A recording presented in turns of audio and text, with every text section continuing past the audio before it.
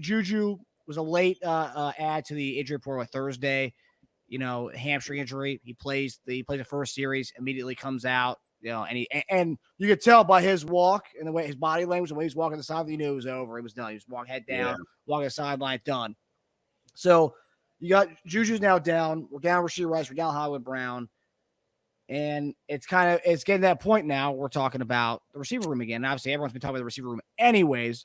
But now it's not a matter of should we bring someone. The fact that we are injured now, we have yet another injury in that room, and now if God forbid anything happens to Xavier Worthy, that's another injury problem, right? I will say this before we talk about if we do need to go get someone, right? I gotta hand it to you. You kind of mentioned JD Mecole Hardman stepping up a punt return. He stepped up all over this game. His hands were all over this game. And I don't know. I know he went to the Celebrity All-Star games shortly after the Super Bowl, called himself Mr. Walk-Off with the thing on the back of his jersey. Yeah. But another nickname for him. Is he the 49er killer? I mean, because we saw what he did in 2022 in that regular season game. We saw what he did in the Super Bowl. And then today, 2 for 38 on the ground with a rushing touchdown, 1 catch, 17 yards, his beautiful punt return that he almost took to the house. I mean, his handprints were all over this game. So, yeah, I will say, Juju did go down, but we saw another guy emerge from that room, and that was Mecole Hardman, a guy who we've seen flashes of doing that. So, it's yes, I do think we need to go get someone as a depth piece because we're losing guys left and right here.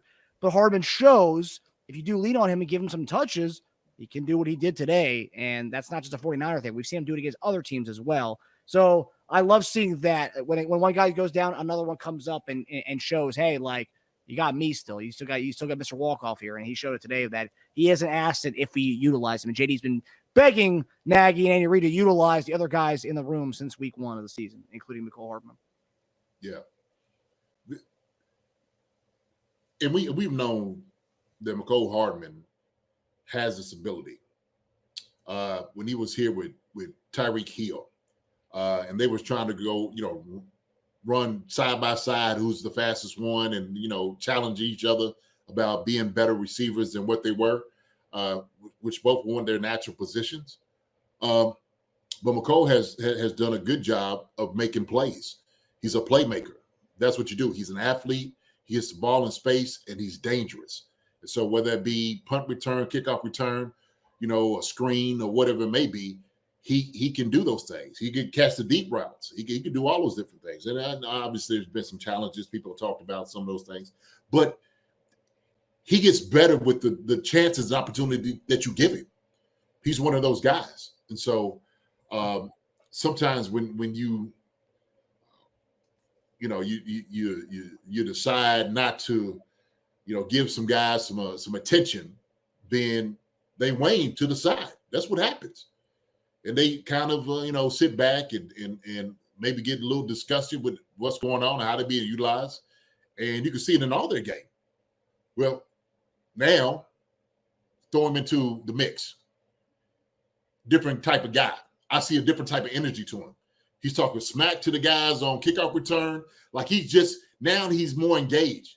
When he run it across, like you see, he's pointing out, I got man. So he's sitting over saying, I got man. He ain't telling this to actually, he's not telling this to Patrick Mahomes. Patrick can see he's running man.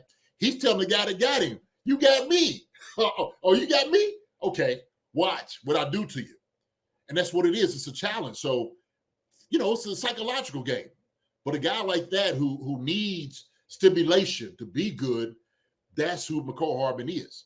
And so he wasn't getting that up there in with the Jets. The Jets didn't know how to get that out of him. He got that here. And the reason that we know how to use Mecole Hardman is because, he his teeth was cut here. And so that was very important what he's able to do. Now, other guys in the room, okay? Justin Watson, okay? He caught a ball today, okay? Sky Moore, they threw the ball to him a little low. He drops it. Thought he trapped it, got it in, still frustrated. We said this. It's probably a mental thing. He's fighting to try to get everything right. And so when you do it, you tense up, and it's just everything's amplified. And it's going to be that. So he's having a hard go at it. So, yeah, you start talking about bringing guys in. Juju's injury warrants that decision now. for me at least at this point. Like now, because you are kind of depleted in that room, you should go and probably get another guy. But what we also did see is number 83 come up here and absolutely light it up too. He, Mr. Wonderful, Mr. Fix-It, the one that comes in and does a little bit of everything, Noah Gray. And so he's turned into another weapon that we've gotten on the offensive side of football, besides Kelce. And I love that. I love, relying on tight ends. I'm a tight end, so I love when we throw the ball to the tight ends, getting those guys involved. I see Forza come in the game, him getting a little clock. So you can have a mix. And I love just the way that we just diversify what we try to do offensively, man. I like it. I like it a lot. Gray area, baby. You know me. I was already I mean, my man, I was already on board for bringing someone in. I mean, now I'm like, I was sending the coach ticket out. Now it's first class, JD. Okay. Right. Before I was sending a commercial. Now I'm sending a private jet to get somebody in here. I mean, and part of the reason I said this on our betting show on Friday is that if you let the deadline pass and we don't get anyone, and then one other guy gets hurt, we go from needy to screwed. So in a sense, we're lucky that Juju went down right now, because now we actually have some time to bring someone in, to have more time to think about it and ponder who to bring in for what price. What do we really need? More evaluation time, right? And more time for them to get acclimated, hopefully, to, because we're 6-0. What's our game lead, Marcus? You said earlier about over AFC teams. We're two games ahead of the AFC. We're 2 games ahead, and we're 6-0. So we're in really good shape. I'm not worried about regular season at this point. Mahomes ain't winning the MVP with a negative TD to interception ratio. So we're not worried about accolades at this point. According to Vegas odds, going into this week, he was still the favorite to win the MVP. I don't know how. That's really crazy. Yeah, really? I don't know how, but yes, he was the favorite. He'd be the first this week. Quarterback of all time to win the MVP with a negative TD to interception ratio. But if anyone can do it, like they always say, Patrick Mahomes never ceases to amaze us. So it'd be another thing he could do. If anyone could do it, it's him. I don't think he will.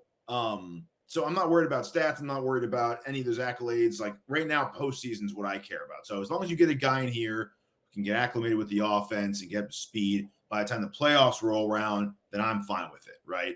I'm not expecting this guy to come in and be our main target 7-catch-a-game guy. That's just not going to happen, whoever it might be.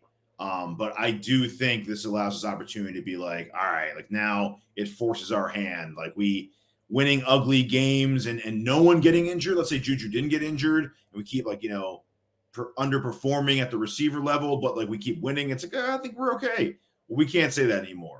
We need someone here now. Like, that's not even a discussion anymore.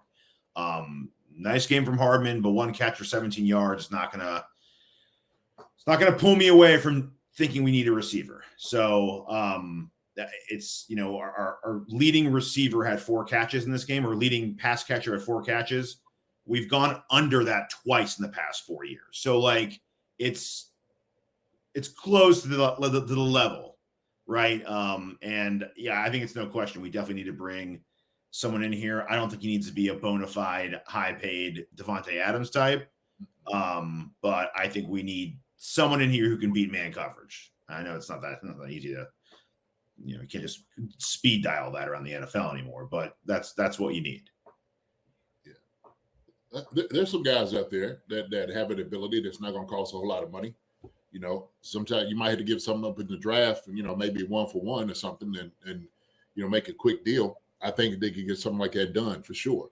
And then, of course, we've talked about guys that we have on our practice squad. You still got guys that's in the waiting that could come out here and make some plays and give us something and contribute. But also, too, I don't think and I spoke about this last week. We were talking about, I do believe at some point, I don't know when, but like you said, Tage, three games before the playoffs, I do believe that Hollywood Brown might have his sights on coming back before then. To me, it's a little quiet. There's a little things out here and there, and I'm just like, I ain't really saying too much about Hollywood. Hollywood's just kind of watching and waiting in the background a little bit. Come on, baby, go. Yes! That's a first down. This football season, I'll be putting down normal sodas like Coca-Cola for Olipop.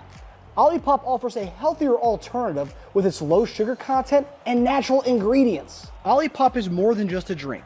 It's a wellness companion that supports your digestive health. Packed with prebiotics, this fizzy elixir helps promote good bacteria in your gut, leading to improved digestion and overall well-being. So go ahead, click the link in the description and use promo code SODALOVE and get your can of Olipop so you can enjoy the game guilt-free. Go Chiefs. Use the promo code SODALOVE for 15% off now. So I can see him right now. He's probably, like I said, juggling around and stuff. If he's able to run and flow like he's been able to do, get his speed, he might be closer than what we think. And I do hope he comes back. So that could be another factor into what we've talked about, getting guys here. So we know there's a couple pieces. Pacheco's going to be coming back, hopefully at some point. CH, was another name that we talked about coming back, maybe giving something. I think we do such a great job of making adjustments and tailoring our offense to the weapons that we have better than anybody in the NFL. And so that's why I said all the guys are interchangeable playing. They can all play every position. They really can. And so they don't mind putting Travis Kelce out there wide or Noah Gray out there wide. Yeah. Or bringing, Worthy on the slot. All the guys run some level of motion and crossing over, the shallow crosses, slants, and all those different things, finding holes and windows with the curls and the hooks. That's what we do. That's what we do. But we still have to have an element where we let teams know, if you tries, we're gonna throw one deep. And that's why I like, even trying to one on Worthy, because it's like, whoo, like he got behind us. Like, yeah, the sucker's fast for real. And so sleep on him if you want to, because we gonna throw one on you and go let him hit his head on the goalpost. So. Yeah, in politics, they say the October surprise, the Hollywood Brown stuff could be the January surprise for a lot of the teams in the league, with Hollywood Brown potentially coming back. Mm-hmm. Yeah, I mean, like I think we're all in agreement here. We do, we have guys in the practice squad, and there are guys that can be had. I think even yesterday, I think Adam Schefter reported that teams were calling the Jets for Garrett Wilson. I know that'd be amazing. The guy has 2 years on a rookie contract still, so that would be a kind of guy like, what? I would give up a high draft pick for. I mean, that good. But I don't know if anything's going to go with that. And the Cooper Kupp also, apparently teams been calling about him. If we're talking about dealing with injuries, the money aspect, but we're also talking about dealing with injuries. That's a guy who deals with a hamstring injury every other week. No. But yeah, so we're all in agreement with that. What do you think about Mike Williams? I'm out on that. Really? I'm a big no. Oh, so you like Traylon Burks, but Mike Williams is not too far from you? Are you kidding me? Traylon Burks, he's got potential. He's a young buck. He's got potential with Andy. But the good news for you, JD, is they just put Traylon Burks on IR, so that a threat of him coming to Kansas City is not happening. At least this year, it's not happening. And then Mike Williams, another guy who does deal with injuries quite a bit. But we're going to bring in someone. I want to bring in someone who's has a clean bill of health, who never had a history of lingering injuries. Mike Williams has dealt with that. The last few years. Deontay Johnson, my number one. That's my number one option. The money's there. The money's there. It's about what time we trade for him. We'll owe him 3.5. That's if the Carolina doesn't swallow any of the salary on that. We'll owe about 3.5 to 4 on him. We wanted him a few months anyway. We tried to call Pittsburgh for him. They wouldn't do it. So we know we already like him and what he could be in our offense. That's my number one. He could beat man. He's a good route runner. I know he's had some questionable concentration drops in the past, but this year he's been pretty solid at it. I don't think he has many drops. That's my number one option. If you're going for more of a fence swing, if you're going for more of a bargain, that I would go Darius Slayton. Those are my two top. So Jay, you're big on Mike Williams? Yeah, I am. I'm actually am. Wow. For the simple fact, we don't, we was talking about Justin Ross. What he can do. Mike Williams is a guy that can go up, catch the football. We're not giving him anything difficult that he has to do. That's the thing about it. So, Aaron Rodgers throws him on the bus because he changes plays at the line of scrimmage and everybody has to know the new play that he's running. Okay. Everybody's got me on his page. That's part of the problem. Mike Williams, like, shit, you didn't change this thing over 10 times since I've been here with route on run. And so that's the issue. Mike Williams is a very, very capable wide receiver. Wouldn't cost us anything at all. And that injury would probably put other teams out. Can you imagine a guy who's sitting over here is trying to revive his career, played in our division? He would love to at least give something back. I mean, that sucker could catch the football. He could catch the football. Him and Allen were probably one of the two tandems at the time, man. A few years ago was almost unstoppable. They was hard. Now, like you said, the injury bug hit him. So let's just say the guy, he's come back and he's fine, right? Let's say he's recovered and he's doing okay. So he looks like the odd man out up there with the Jets. He's the odd man out. He seemed like he's a quiet guy. Doesn't look like he's an ego type of dude either. I think he can fit well. The thing is, we just have to utilize that. So if Patrick got in a position like, dang, what do I do? You're going to find that 6'5" joke over there to catch a football, go up and get over anybody. And then you talk about red zone, it changes things. So I'm just saying in certain pieces, utilizing a guy like him that doesn't cost a whole lot of money because you ain't really out. But was he making like $700,000 is going to be against you? Yeah, not much. His base was $5 million this year. So by the time we get him, we'd owe him about like 2.5, 2.8, maybe 3. Yeah. They might want to just give them to us. They might eat some of it for us to take them. Yeah. Maybe. He missed practice this week right when they traded for Devontae Adams. It was a DNP. I don't think they was listed. I think it said personal reasons. Could be there could be stuff. I mean, we don't know. Roger did throw him under the bus, so there could be some stuff going on with behind the scenes. Hey, come on over here. Come on over here. He's active, so eventually he got on the bus. They ran him over with. Let Andy put his arm around him. But why get Mike Williams when you got the real deal in the practice squad right now? Why go get Mike Williams? You got Justin Ross sitting and waiting in the wings. Justin Ross ain't did nothing like Mike Williams done in the NFL, and that's just the reality of it. I like Justin Ross, but Justin Ross is not Mike Williams yet. He's just not. And so what I've seen Mike Williams doing, we've all seen, not just me, we all seen what he's been able to do in the NFL. He's been successful. He earned a fat contract in the NFL. Yeah. And he could be good for Justin Ross, having him in the room. It could be a Clemson guy, a big receiver. Could be good for him as far as being a vet presence for another big guy in the offense. So, he bodies guys up. He plays physical. That's what you need. That's what you need. You need a guy like that, right? So you have the little bodies, and you got a big dude that you can throw the ball to. Catch everything. So you'd rather give up a 6th for Williams than the Chiefs' 3rd, not the Titans' 3rd, the Chiefs' 3rd for Deontay? So Deontay, after this year, is that what I'm? Yeah, he's a free agent. They're both free agents after this year. Yeah. So, Deontay's it's going to cost a whole lot of money.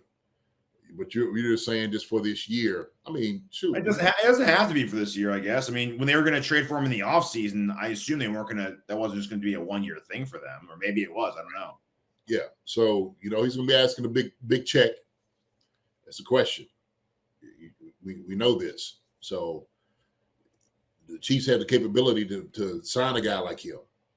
Do you take that? That's really the question. I like Deontay Johnson. I do. I like him. strategically, what does that do for you, in the future? That's the question. So Mike Williams, you could, hey, look, man, look, we give you if you want to go to Gates Barbecue, we give you a annual pass for it. Okay, you kind of damaged goods, brother. We bring you in, but this is what we got for you, right? So sources this week did say that two teams had shown interest in Mike Williams, his former team. Chargers interested because they're depleted right now with their wide receiver room, and the Pittsburgh Steelers were the other team reportedly calling about Mike Williams. So we were not amongst those teams. Also, Juju's injury didn't bar him from the game yet. So, we might be another suitor potentially. Let me ask you, Adam Thielen, another guy who we've talked about before on the show for the last 2 years. We were interested in Adam Thielen when he became a free agent 2 years ago or last offseason, I believe.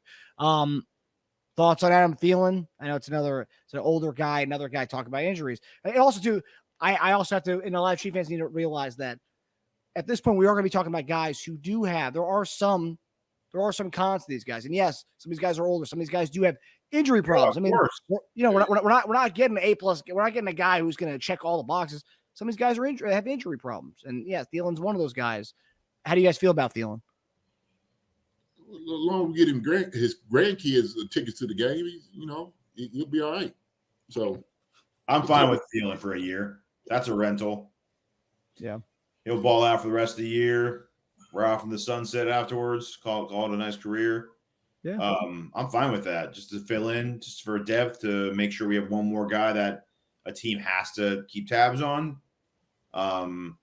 Yeah, sure, absolutely. I'm okay with that. Especially not giving up that much.